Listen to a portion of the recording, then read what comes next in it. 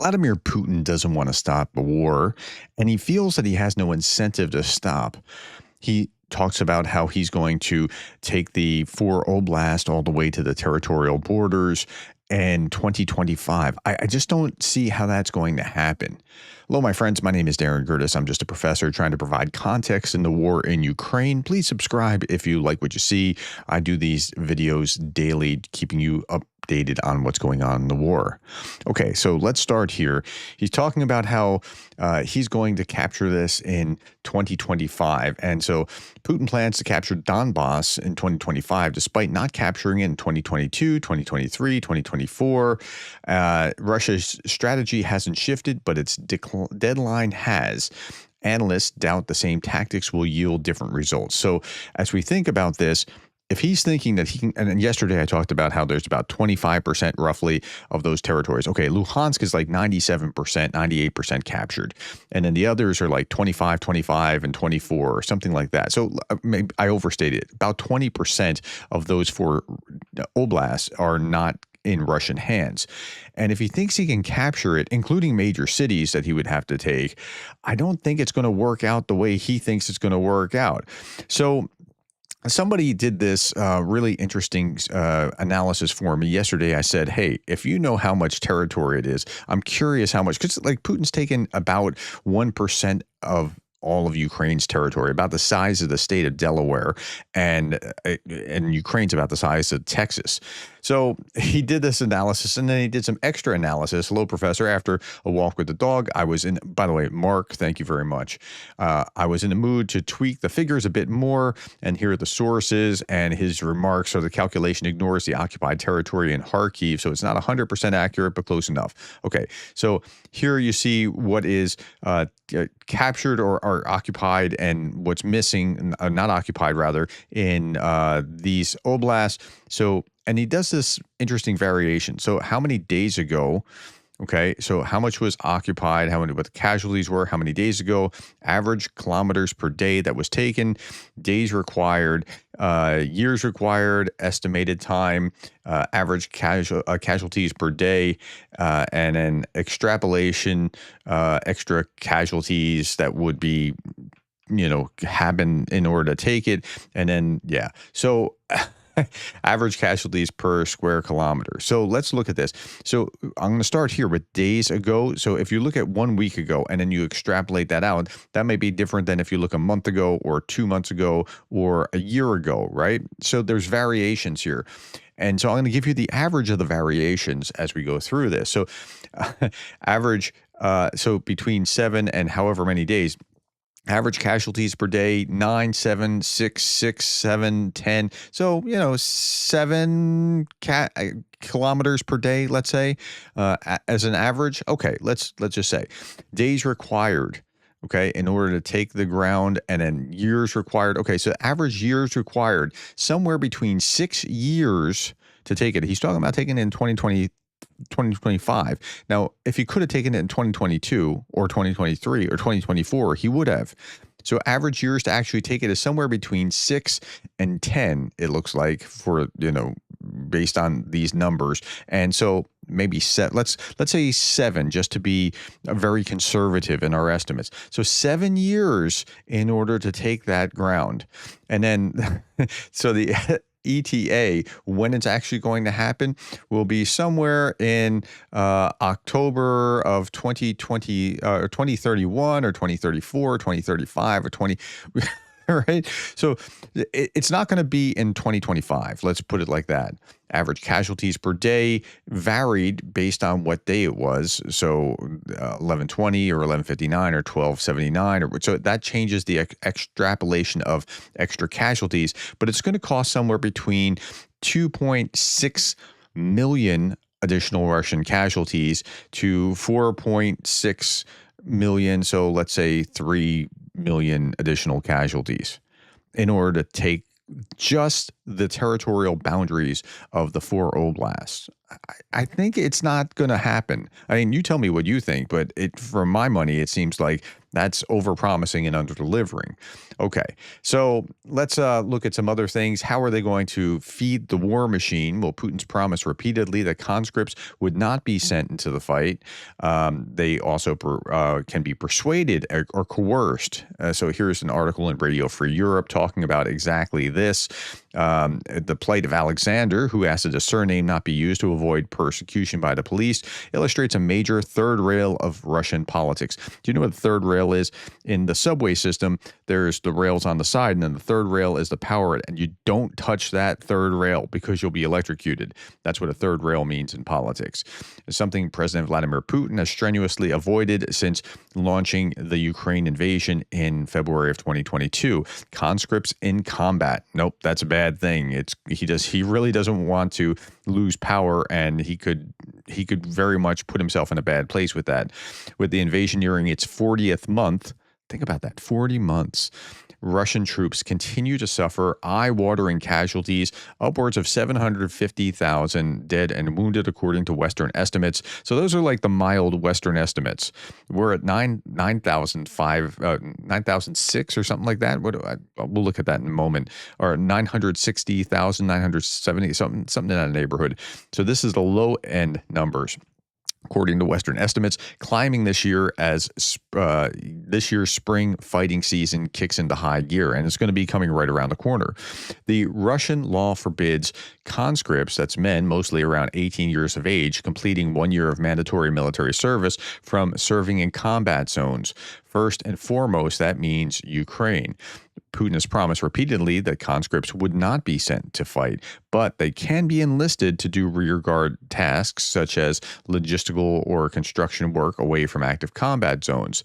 They can also be persuaded or coerced into signing full volunteer combat contracts after just 4 months of basic training. Often conscripts do not fully understand what they're signing, some activists and lawyers have said. Yeah, so they're going to trick them into, so that's how they're going to beef up the military in order to get to where they're trying to go. Okay, so let's look at this. Okay, 975,800 is today's figure, and will be by mid-June to 1 million Russian casualties. I mean, it's even hard to believe, right? 1,030 Russians off the battlefield day over day, 1 tank, 5 armored fighting vehicles, 58 artillery systems, 105 vehicles and fuel tanks. Again, this is May 20th, 2025. If you look at those numbers, it just keeps, the average for May has continued to decline. It was a little bit higher than April. Not too long ago. It was higher than February earlier in the month, and that's even with the so-called Russian ceasefire. Okay, if we look at Ragnar Gudmundsson's dashboard, I want to show you just 2 quick things. Combat engagements increase yet again, but casualties remain below the 7-day average. So these clashes are not really very devastating. They tend to be very small. It's hard to understand. I'll show you when you get to Pokrovsk. You'll be surprised, given that we only had how many casualties? Just a little over 1,000 casualties. The number of actual incidents or clashes in Pokrovsk was really high. Okay, but here, UN, the average in April was the deadliest month for civilians since September of 2024. Well, yeah, because things like drones attacking civilian buses and things along those lines. So in Kherson, the human safari, a Russian drone hit a vehicle transporting food. My close friends were targeted today. This is the person writing this. My close friends were targeted today, hit under a tree. A Russian drone then hit a tractor. They just keep targeting civilians. That's why it's the deadliest month. Now, Russia is also improving their tech, and what I showed you before shows, an extrapolation of all things being equal where we are right now, not improving tech. But here's improving tech that is more devastating to civilians. Russia is now using a new 90-kilogram warhead for its Shahed 136 drones with combined shaped charge, fragmentation, blast, and incendiary effects, more advanced than the Iranian version. Previously reported variants weighed 50 kilograms, so roughly twice as effective, but it's even more effective than that when you look at what's in it.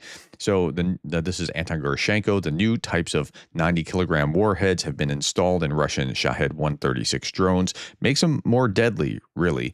The new 90-kilogram Russian-made warhead, the explosive remains unchanged. The incendiary effect is achieved by using a powder mixture of metal hydrates, which give high combustion temperature of up to 3,500 degrees. So it's, I mean, I'm not going to say it's thermobaric because that has a specific meaning, but it's hot. Cumulative effect, it can break through walls and ceilings. The fragmentation effect, there's hundreds of metal fragments that scatter, which can kill or injure those in the vicinity. The blast effect is a powerful blast wave that can destroy structures, break windows and doors, tear down walls. The incendiary effect, the drone can cause fire even if the building is not completely destroyed. The new Iranian-made warhead also weighs 90 kilograms and has a cumulative fragmentation and blast effect, but does not contain any incendiary elements. So there's two of these variations, but yeah, they're getting more efficient at doing this evil. Okay, farms and businesses damage in Dnipro as Russia launches 108 drones at Ukraine overnight. Ukrainian air defense neutralized 93 of those 108, but still some got through and caused some damage. Now, Putin's forces strike a packaged passenger bus and hit residential neighborhoods in Kherson. At least 10 civilians are wounded. Rescue efforts are ongoing. That's why it's this deadly. Okay, now, while that's going on, they're big missiles, like they were supposed to launch an ICBM yesterday. This image is not the actual launch. This is just an image that was in the paper. Saber rattling isn't what it used to be. Another failed ICBM launch. I don't know why it didn't go up, but it's hard to intimidate when you're saying I'm going to launch an ICBM missile, in order to, this is just a normal test, and it didn't work. So that's where they are. Okay, let's look at the battlefield. Ukrainian forces advance near Borova and Toretsk, Donetsk Oblast. Meanwhile, Russia continues to accumulate forces in Kursk Oblast, conducting small infantry tactics along the border. And then if we look at the attacks, well, hold on. Before I get to that, Russian forces recently advanced in Kursk Oblast near Chasiv Yar, Toretsk, and Novopolivka. This was the day before, and so what I just read was yesterday, and today, and the one here is the day before. Okay. Let's just look at the intensity of where the fighting is. Kursk region, enemy units tried to advance once. If we look at Seversk, 4 times. In Zaporizhia region, 4 attacks. Kharkiv region, invaders attacked defenders twice. In Vovchansk, and 3 times towards Pishchany. I'm not sure if I'm pronouncing that right. If anybody knows what that is, put that in the comments, or spell it phonetically so I can pronounce it properly. On the Bakhmut front, Russian invaders attacked 6 times. In Novopolivka direction, 16 Russian attacks. Liman direction, 22 times. And then look at Bakros, 59 assaults. There's only 1,000 casualties, 59 assaults. Like that, they can't have been assaulting meaningfully with that. So, okay. Sharp increase in the Ukrainian Air Force strikes with U.S. applied GBU-39 precision-guided bombs, which have a range of 100 kilometers plus. The strike eliminated around 25 Russians in their dugouts. Here's another airstrike on Russian positions captured by drones from the 30th Mechanized Brigade. That building was that, and now it doesn't look like that anymore. Ukrainian forces scored a direct hit on Russian MSTAS self-propelled howitzer on the Zaporizhia front. And this is just another drone coming by later on, looking at the damage to see what this looks like. And this being hit, I couldn't believe just how ate out this thing was. It was just devastated. That's pretty amazing. And again, drones can see everything. These guys just walking along, and drones can see you, right? This is a bad place to be. Okay, and so here, how to destroy Russian armored equipment. Detect a target, adjust the fire the artillery shot, and enjoy the explosion. Right. Detecting the target is the function of the drones, and then they can coordinate pinpoint where that artillery is going to go. And, well, that's why it's so much more devastating than it used to be. Okay, there's over 9,000 vacancies that are open in the Reserve Plus application. Nearly half are non-combatant roles. That's interesting that half are non-combat roles. And victory depends not only on those at the front, but also on those in the rear. Logicians, clerks, cooks, mechanics, and more. There are a lot of people that can be incentivized into the military to like, I don't want to die. I get it. I don't want to die either. I totally understand. But you have some kind of skills that you can bring to the table, that like logistics or engineering or something that can really be useful. And there's a place for everyone, they say here. But I think there's a lot of Ukrainians beyond this that are in little, their mom's basement somewhere building drones or whatever that are still contributing to the cause, even beyond the military. Meanwhile, the Russians are talking about what the Russians are going to do to Ukrainians, as time goes on. Like they're not, okay, so Putin just stalled for peace, stalled on peace talks because he doesn't want peace. And so here, no longer fearing consequences, mainstream Russian media now openly discusses the realities facing Ukrainians. Like if Ukrainians just stop, this kind of thing's going to happen. And here's what they're talking about: camps, filtration, and checklists. The very definition of genocide. This is the peace that Russians aim for in negotiations. They're going to destroy this population if they can. And here they are talking on other propaganda shows. Unfortunately, the events that took place in Bucharest show that nothing can be done about them peacefully. What are you talking about? Let's look at this. Here, what can be done about such a European elite? They're talking about Romania. Unfortunately, the events that took place in Bucharest show that nothing can be done about them peacefully. That means you have to change it through force of arms. The guys packed it up completely. Another victory for liberal democracy has been won. Not in the sense that the mayor of Bucharest was declared the winner, but in the sense that they have finally worked out the technologies of leaving themselves in power under any circumstances. That's called democratic vote. What can be done about such an European elite? Okay, it's just, I don't even know what to say to that. Okay, and then Russians press on with forced deportation of Ukrainian children. And again, here's the comment: where's the global outrage? Like this should be like part number one. Give us our children back before we even have a ceasefire or talks or anything else. Give us our children back. This is just wrong on so many levels. Finally, we see some things starting to step up. The interim president of Romania has signed into law a bill allowing the downing of drones that illegally enter Romania's airspace. Well, it's not great, but it's something, right? It's actually doing something, like giving the legal right to do something. Let's see if they actually do it if a drone enters Romanian airspace, which it has on at least, I think, 3 occasions before. And then here's a fulcrum. Yeah, a fulcrum on its way to work. Just thought that was cool to see. It says afterburners on. And we'll leave you with this image here of this pilot just on his way wherever he's going. Thank you for your time, my friends. Thank you for the likes, the shares, the subscribes, and thank you for being the kind of person that cares about Ukraine.